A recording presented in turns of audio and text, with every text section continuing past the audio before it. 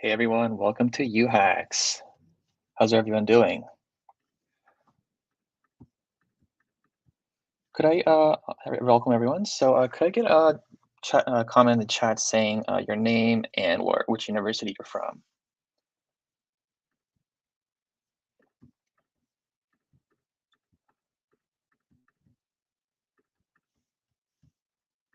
Wait for a moment until some comments pop up.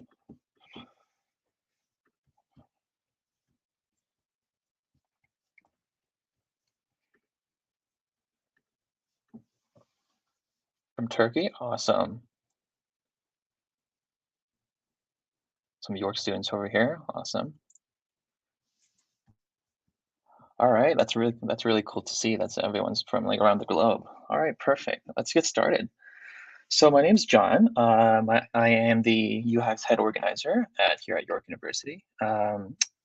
Today is going to be all about yuHacks 2022, and we're going to be going over some rules of the hackathon and the challenges, and we're going to be introducing some sponsors of our hackathon, and then we'll be going over the workshops that we have that we're planning over the week.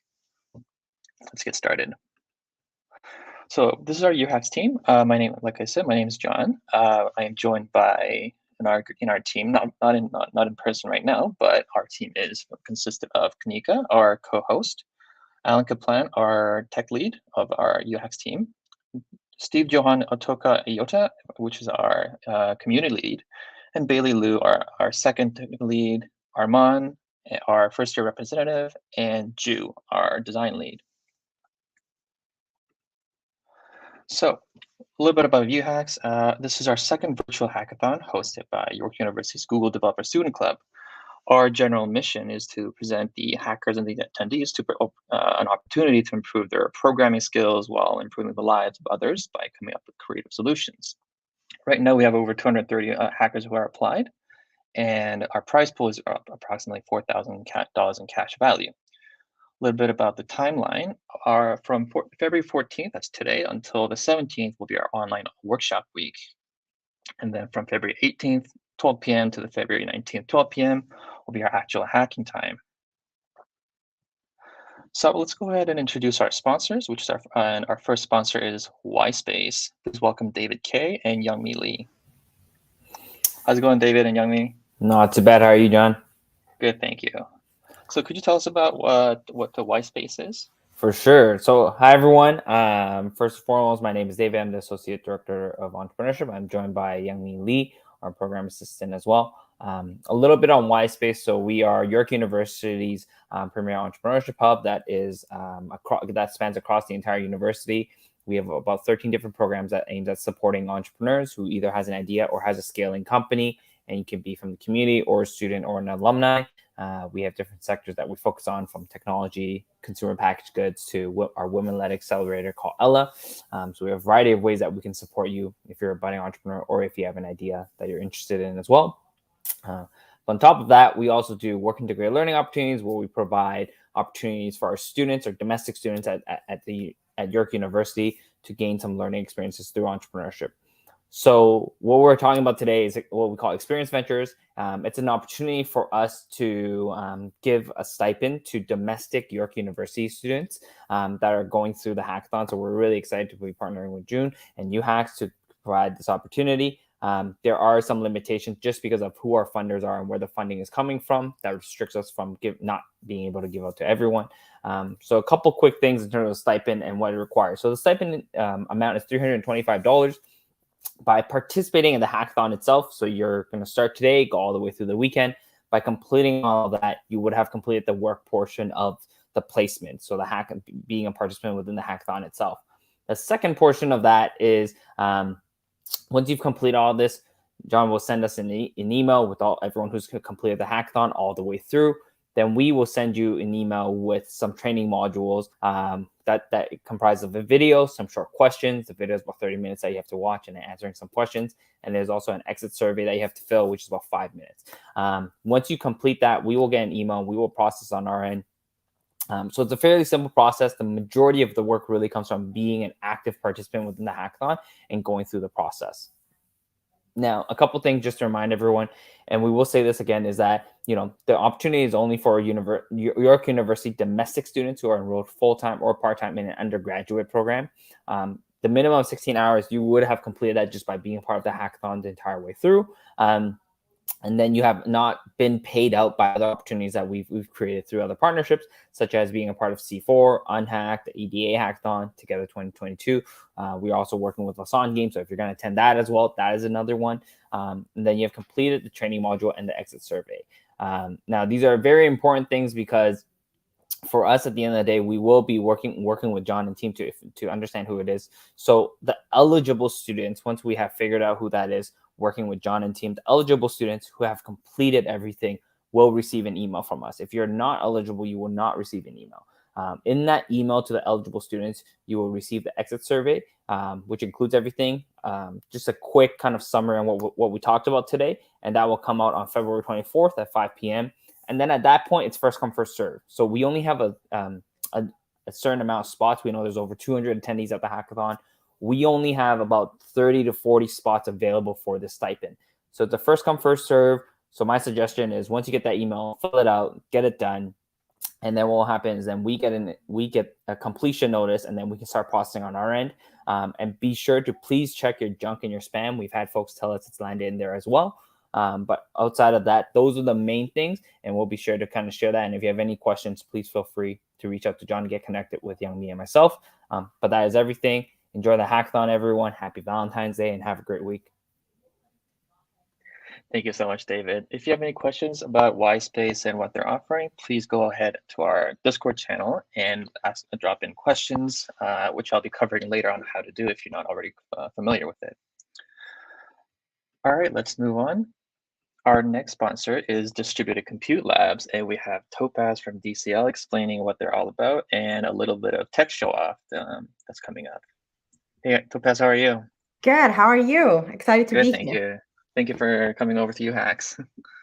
Yeah, excited to be here. And hi everybody. My name is Topaz, and I'm the growth and strategy lead at Distributed Compute Labs, which is really a fancy title. But what I do in my day to day is bring our technology to hackathons like this one, to researchers and to students around the country and the world. We also do work. I see some different students here from all over. We haven't done any work in India or Turkey yet, but we have done a lot of work in Kenya and around Africa and Nepal, and are constantly looking to create more connections with student clubs and universities around the world. So I'll put my details at the end, but definitely give me a shout if this sounds interesting or something you want to bring to your university. So I'll do a short presentation about who we are, what we do, and then I'll show you the cool stuff, which is the tech. Unfortunately, we normally do a challenge for each hackathon that we participate in. But for this one, our team is all off for the weekend, so we won't be here all weekend long. But I'll also kind of give a shout out at the end for future opportunities to connect with us. So I'm just going to check the private chat. Did I see I have something for me? Okay, sounds good. Okay, so who we are. So as I said, I work for an organization called Distributed Compute Lab. We're an educational nonprofit and our vision is that everybody will have enough compute to innovate. Really what we're trying to do is accelerate discovery and innovation by making sure that everybody has access to enough compute to bring their imaginative or any kind of solution that could help themselves start a new business or change humanity, whether it's on the scientific side. So why are we even talking about having enough compute? There is a lot of compute solutions out there. There's cloud compute that you can pretty much get instantly. But the issue is that while computing is a backbone for much of modern research and innovation, pretty much anything you can think of or any technology you think of that requires processing data, especially a large amount of data, requires compute. But the issue is that due to cost or complexity of solution, many are left without sufficient compute power to innovate. So to give you just one key target audience that we work with, so in Canada, which is a relatively rich country where research is relatively well funded. 60% of researcher need for compute is unmet this was in 2021, and this is only growing. So our solution, which is here to complement all the existing computing resources out there, is while we're sitting here, there's lots and lots and lots and lots of computers and devices sitting idle that could be put together to work and do some cool science. So the solution we came up with and we've been working on for the past few years is a distributed computing platform. This is, if you are in computer science and past first year, this is not a new technology. We've done some really cool stuff around reimagining what distributed computing looks like in terms of the technologies we use. Everything we have built is built on ethos and philosophies and using web technology. So if you have questions after that about the kind of like the backend and how we built it, I'll be happy to take that on Discord. And I think before I jump into the rest of this presentation, I want to actually show you what this looks like. So as I said, we work mostly with researchers and students. And what you've seen right now on my screen is actually a scientific paper. So I'm sure any of you guys that are in university currently, you have seen some paper. This looks like a normal paper. It's a physics paper, but the only difference is it's a web page too. So it's very shareable. And this is actually, I'm not a physicist, nor do I understand every piece of this paper. I don't understand 90% of it, but it is my boss's, our CEO, Dan Desjardins paper. And this is actually his research problem. And like Dan, most researchers that come to us are not necessarily computer scientists, but they do have a problem that requires compute. So in Dan's case, he was researching electromagnetic propulsion and forces, which again, if you're not in physics and this doesn't sound like much to you, no worries. Really, the research he was doing was trying to support technologies like that supports innovations like space elevators or maglev train. So he was doing a lot of complicated compute heavy math. So if you look over here, again, you see a lot of equations, and those equations take a long time to compute. So in his case, if he would run his calculations, depending on the scope of calculations, it could take him a few hours in the best case and few days or a few weeks in the worst one. And as a researcher, you don't really want to, you want to write your equations and get the results. You don't really want to wait 2 weeks until you get the result. So what Dan used to do is, instead of running this whole calculation on his computer, he would go to a computer lab and put stickies on different computers and run, calculation 1 to 100 on one, and then 101 to 200 on another one, and run them in parallel, which meant that his time to results got reduced by a lot. But that process also of running around with stickies is not really efficient. So, fast forward 4 years and we built a technology that allows you to do that without any stickies on your computer, but by putting a few lines of code, actually 4 lines of code to get started. So today we're going to do some physics together. What we're going to do is we're going to put some inputs over here. So we'll keep these numbers. So we're going to play around with some of his equations. I don't actually know how many people we are here, so maybe I'll leave it as 5, or maybe we'll do, we'll leave it at 5. And we're playing around with what a researcher will do, right? Play around with some of their input set and figure out how different things here affect and want to get results, which is in this case our graph. So what we're going to do is we're going to press compute. Sorry, I'm just going to refresh the page because I think I ran this. Okay, here we are. So now we're actually going to play with some of the values. So we're going to put 100, 200, 500, and 1,000. And we're going to do this again, not knowing how many people. I can do that with a step of 1. It will just take us longer in terms of velocity. I'll do it for steps of 5, just in case there is not that many of us on the line. And what I'm going to do first is press compute. And right now you'll see that nothing happens here. This is our progress bar. And the reason why is because we don't have any compute nodes to run this calculation on. So now what I'll ask everybody to do is, and I'm going to put this in the chat as well. Actually, I can put it in the chat, but John, if you hear me, if you can type in the chat dcp.mn. So dcp.mn will get any of you guys, and you can do it on your phone. You can do it on your computer, any device with a browser, and you'll get to this page. And right now, so what we have is, in my previous page, we press compute, but there's no nodes. In my dcp.mn, we see this essentially browser worker that is waiting for work. So if I press start here, it's where you see EM coil, which is the calculation that we were doing over here. And if you have pressed that as well, we'll start seeing our progress bar hopefully moving. Not seeing it moving right now, but let's see what's going on. So we see it doing tasks over here, which means, again, that we are doing compute together. Again, don't know how many of us are here doing this, but this will go way faster if there is 100 people, because essentially we'll take the all the compute power that press start and put it together. Now, I think something is going on. Oh, I see progress. Okay, I was wrong. I thought something was going on and I missed the jumping back into this tab to show you guys. But essentially, with all of your help, whoever pressed start, we have got some graphs. And to be honest, I don't know much about what these graphs mean, because as I said, it's not my research, and I'm covering for Dan today. But the same problem applies for whether you want to solve physics problem, or we had students in a hackathon doing some cool machine learning, blockchain stuff, really any technology that requires compute power to process your results in your application.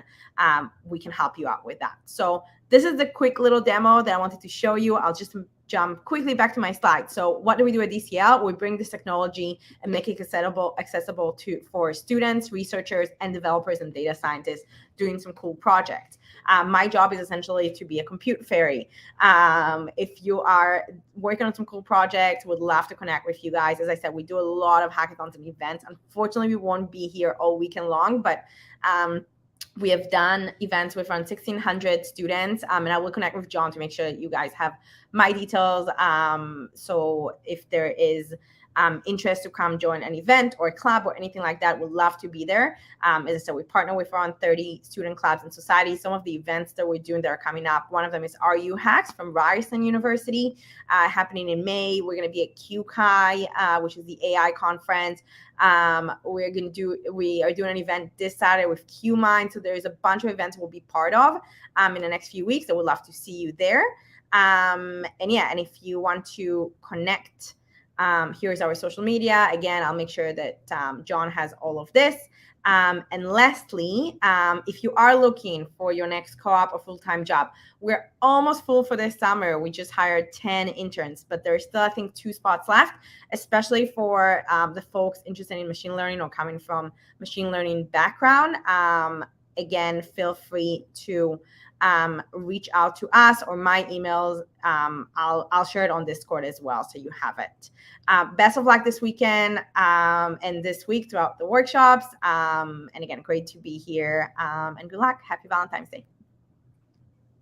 Thank you so much, Topaz. All the information that Topaz has said, you can find that on our Discord channel. If you go to our Discord channel on the bottom left, you can see that there is a ask tab for distributed compute labs, and then you can go there and drop your questions in whenever you want. All right, let's continue. Our next sponsor is BMO. Unfortunately, not everyone can. A representative couldn't be here for our hackathon today, but what they're offering us for throughout this week is they're offering a recruitment session that's happening on the 17th. And you can bring in your resumes, and you can bring in any questions to the representative from BMO, and then ask any questions regarding like tips for internships and how to nail recruitment sessions and so on and so forth. Next up is Echo AR. So Echo AR is a 3D software platform where you can is a software platform where you can make 3D apps really easily. We do actually have a custom prize for any projects that uses Echo AR. It's $25 per team member that successfully uses Echo AR and receives our best use of Echo AR prize. Next up is MLH. So during the weekend, we'll be having some mini events like iLight and Bob Ross with MS Paint. Please join us for that as well. And then MLH will also be offering us the swags for all the hackers, which will be announced later on throughout the week. Next up is Google Cloud. So all the hackers will be giving credits for Google Cloud, and there will be prizes, custom prizes for hackers who successfully use Google Cloud and receive the best use of Google Cloud. Also, last and not least, we also have our Lausanne School of Engineering, which is our biggest monetary sponsor. Thank you very much to York University and Lausanne School of Engineering for that. Lastly, we have our Wolfram language. Everyone who placed at least top 4, which is the first place, second place, third place, and the Hacker Prize, will all receive a 1-year subscription to Wolfram Alpha. One more. We're also partnered up with Sticker Mule. When you guys are receiving your swags, you guys will be receiving your stickers from Sticker Mule. Now let's moving on to our partners. Thank you very much to CS Hub at York University for supplying all of the workshop leads throughout the week. Also, to the big thanks to our Women in Science and Engineering Club at York University for sponsoring our Women in Technology workshop. Next up is York University Robotics Society. Thank you very much to YURS for supplying the workshop leads for the introduction to Arduino using Tinkercad. That's coming up in February 17th. So let's go over our overall theme for yuHacks. So our overall theme is social empowerment. So any project that has to do with improving the lives of someone or other people or a community, that's all valid submissions to yuHacks. So you guys can go crazy with that idea. Let's go over the judging rules. So there are 4 judging rules: originality of the idea, impact of the project, technical difficulty, and the quality of the presentation. So originality of the idea, that's worth 10 points. The idea and source code must not be used as a submission for other hackathons. The output must also be tailored for at least one of the challenges at yuHacks. This does mean that if you are using this idea for another hackathon, so that's on the same similar time, that's not allowed. But however, the idea of the originality of the idea can be something that you thought of before the hackathon, so it doesn't have to be completely new. Impact of the project, also worth 10 points. The prototype must aim to have a positive effect on the society by promoting awareness about the problem and solving a critical issue. So essentially, it has to be related to the social empowerment theme. Next up is technical difficulty. The hackathon project must be completed by using a prototyping wireframe software, hardware, technology, and code.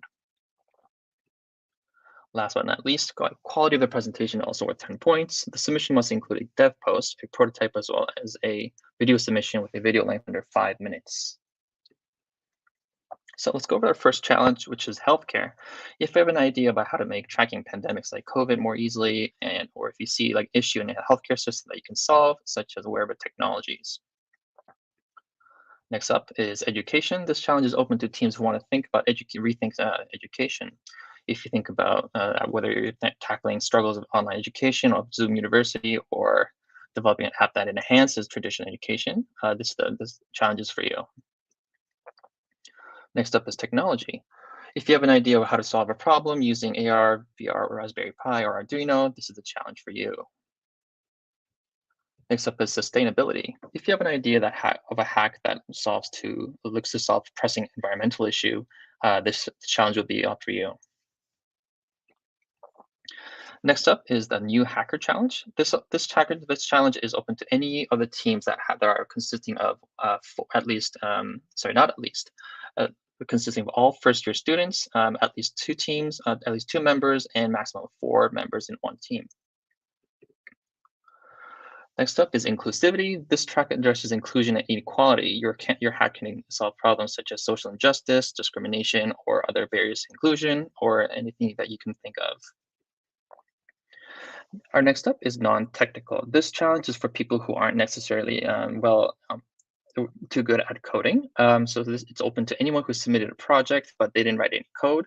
So this would be an example of this submission would be a PowerPoint presentation, a business proposal, or like a pitch.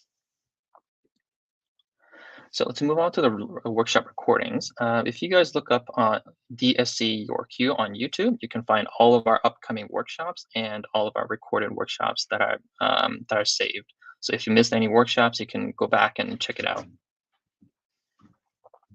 So here's a run of the day.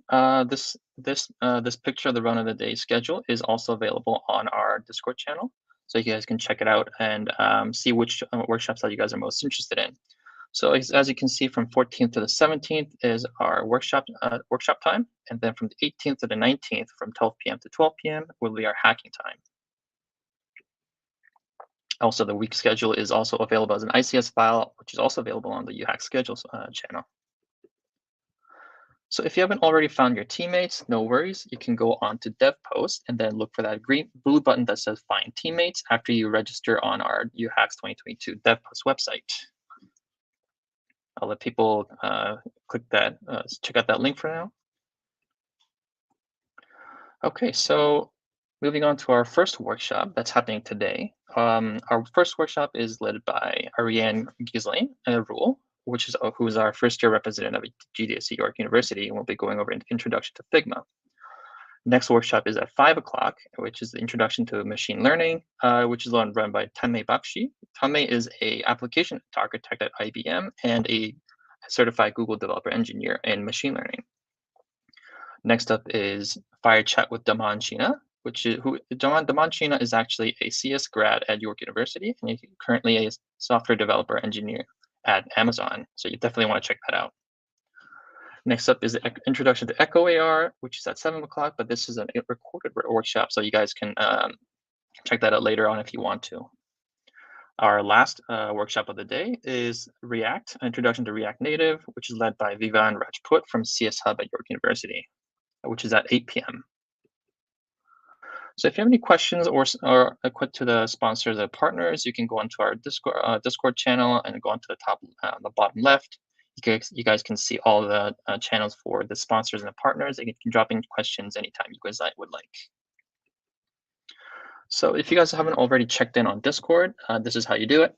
You use your email that you used to apply to our yuHacks registration. Then you go to the verify channel on Discord, go to that channel and enter your information where you would enter your email, and then you can go ahead with your verification, and then you can access everything that are available to hackers.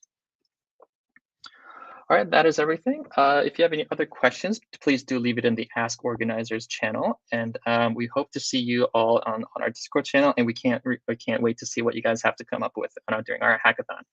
Thank you so much, guys. If you have any questions, please drop them in the Discord. Thank you, guys. See you guys next time.